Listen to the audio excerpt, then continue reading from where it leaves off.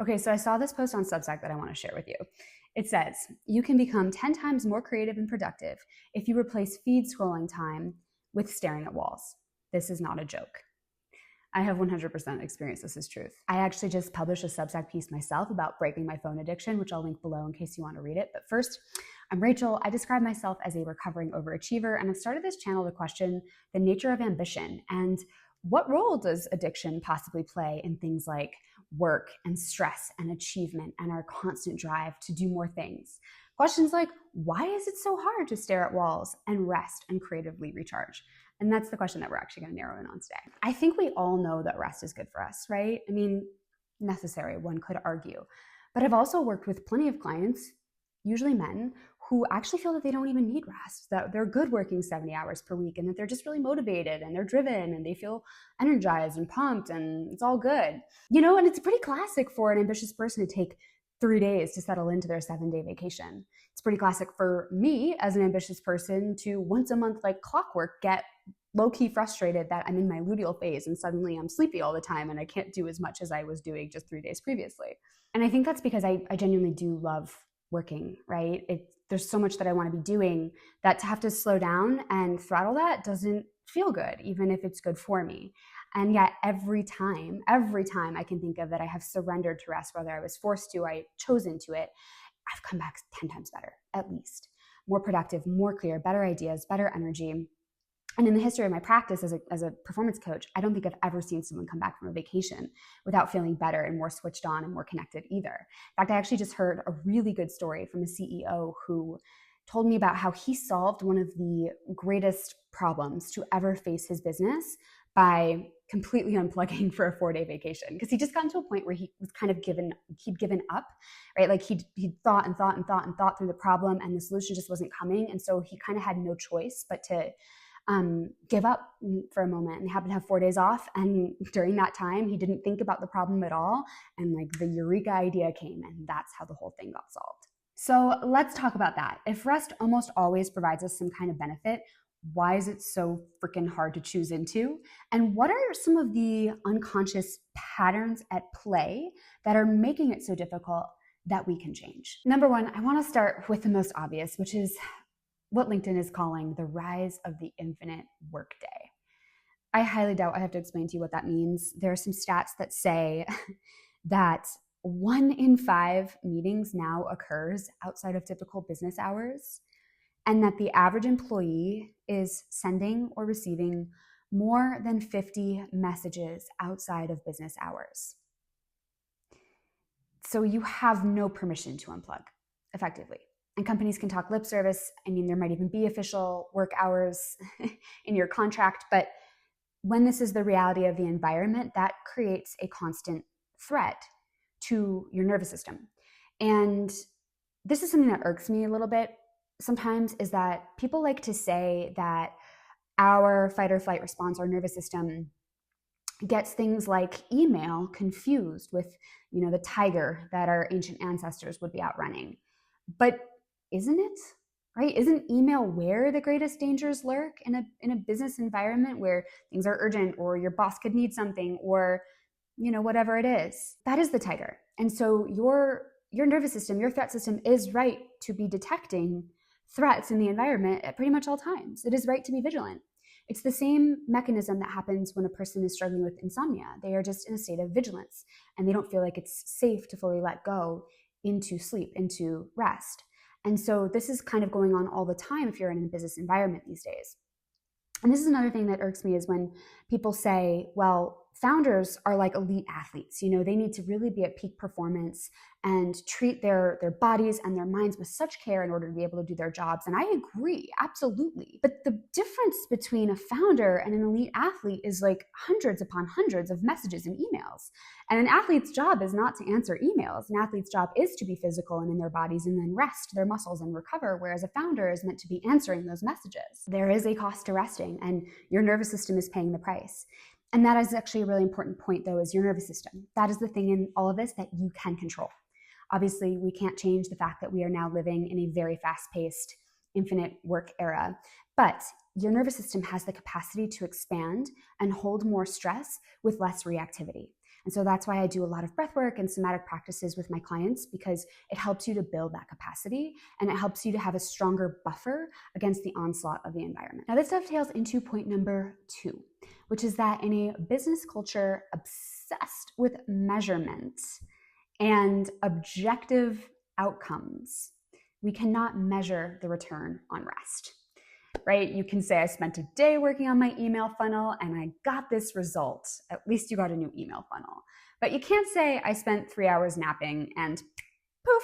I mean, actually, sometimes you can. In the case of my new friend, the CEO, who had his problem solved after 4 days of being unplugged. But typically, it's not predictable. We can't predict what's going to happen when we rest. And so if we're going to actually step back and take rest, what we are doing is abdicating control over the results, abdicating control over what our mind processes, abdicating control over getting more things done. And so few of us have faith in the unseen, faith in lack of control, faith in the unknown. That's a very challenging thing to put your trust in instead. We could liken it to the season of winter, which, by the way, how many of us resist?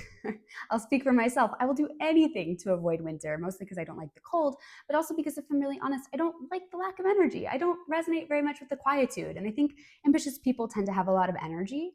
I describe it as life force energy. Again, that motivation, that drive. And so we're not as compatible with the rest mode, where the seeds have been planted and they are invisibly preparing to bloom, but we're not seeing the outgrowth yet. Winter and resting are the same, and we don't know what the results will be, and they require faith in the unseen, and they require us to actually sit back and surrender control. Now, number 3 is more about a pattern that I find to be intrinsic in the personalities of ambitious, high-achieving people, and that is around, let's just call it, being aware of other people, being sensitive to other people, possibly being people pleasers, but really understanding the value of social capital, the value of reputation, maybe having a degree of empathy or sensitivity to other people, and also wanting to appease their own inner critic. So often what this looks like is just being really reliable, really responsive, and likely thorough or in integrity in the way that you're showing up for other people in your infinite workday context, which is a lot of pressure, right? Because all those things matter in the professional realm to a point, but they also make it really easy to start sourcing your worth from other people. When a more stable sense of worth and goodness and self-esteem would come from being able to look within and identify your talents, your efforts, your growth, right? If your email inbox is only ever replenishing and your to-do list is only ever growing longer, and that's how you're defining whether you're doing a good job or you're a good boss or you're a good person, then a sense of worth is going to be forever out of reach. Oliver Burkeman, in his time management book, 4,000 Weeks, talks about this infinity problem. He says that productivity is a trap, and the day will never arrive when you have everything under control, when the flood of emails has been contained, when your to-do lists have stopped getting longer, when you're meeting all your obligations at work and in your home life, when nobody's angry with you for missing a deadline or dropping the ball. Basically, what he's saying is that done is a fallacy. So do you really want to hang your identity on that? The fourth and final thing is that ambitious people are actually built different. I was talking about life force energy and how I tend to observe that as a quality of people with a lot of ambition. And maybe that's linked into their dopamine sensitivity. There are some studies that suggest that the more ambitious you are, the more sensitive your dopamine system. And so what that effectively means about you is 2 things. One, that you're really prone to getting caught up in, excited by notifications, because of course they're giving you dopamine. And then number 2 is that you're really, really goal motivated. That's part of what makes you so ambitious. I mean, it's kind of a self-affirming loop. I talked about this in my last video and how ambitious people are often focused on the gap rather than the gain. And this is how they stay so ambitious. This is what they are built to do.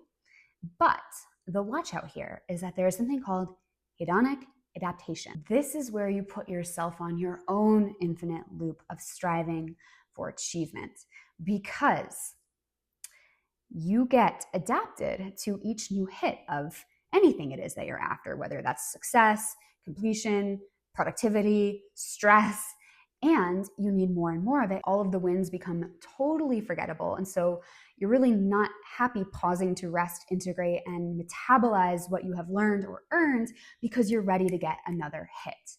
And so this really comes down to your ability to practice presence and actually become more mindful of the feelings of success, of satisfaction, and of achievement that you are in all likelihood actually already creating on a daily basis, but failing to feel. I've actually occasionally assigned my clients a practice, like a gratitude practice, but for success and achievement. So if you've ever done gratitude and you've actually felt it in your heart, you know what it's like to truly feel the feeling so that you are connected to gratitude physically, not just mentally through the making of a list. And you understand the impact that that does have on your appreciation for your life, right? If you apply that to success and achievement, you can map what it feels like in your body to feel satisfied by the work that you've done, or to feel like you've accomplished something, to feel healthy pride. And you can go and you can activate that feeling in yourself when it is called for. It just takes a little bit of practice. At the end of the day, I think it's unrealistic to expect reading a book or taking a bubble bath to ever feel as engaging for an ambitious person as digging in on work, thinking about a problem, responding to emails. Add to that the very real pressures of the infinite workday, and I believe that resting is genuinely one of the most difficult things. But I also know that it is worth it, and not just because of the returns that you get on your energy or headspace, but also because I have heard stories of people who thought they were fine and then one day collapsed on the job or went temporarily blind. And I don't want to use fear tactics here, but it's true. There's data that connects overworking with disease. And the only way that we're going to create a permission in our culture, in our work days for more rest, is if more of us take on the challenge by choosing to do it. And yes, it will be harder for you than it is for an athlete, but it is integral. So now I'd like to hear from you. Tell me, what is the most fulfilling form of rest for you? What makes it easier to rest, if you will? And do you ever grapple with that feeling that your brain just doesn't know what to do with itself when it's not being productive? I'd love to hear from you below in the comments if this video is resonating, and I will see you in the next one.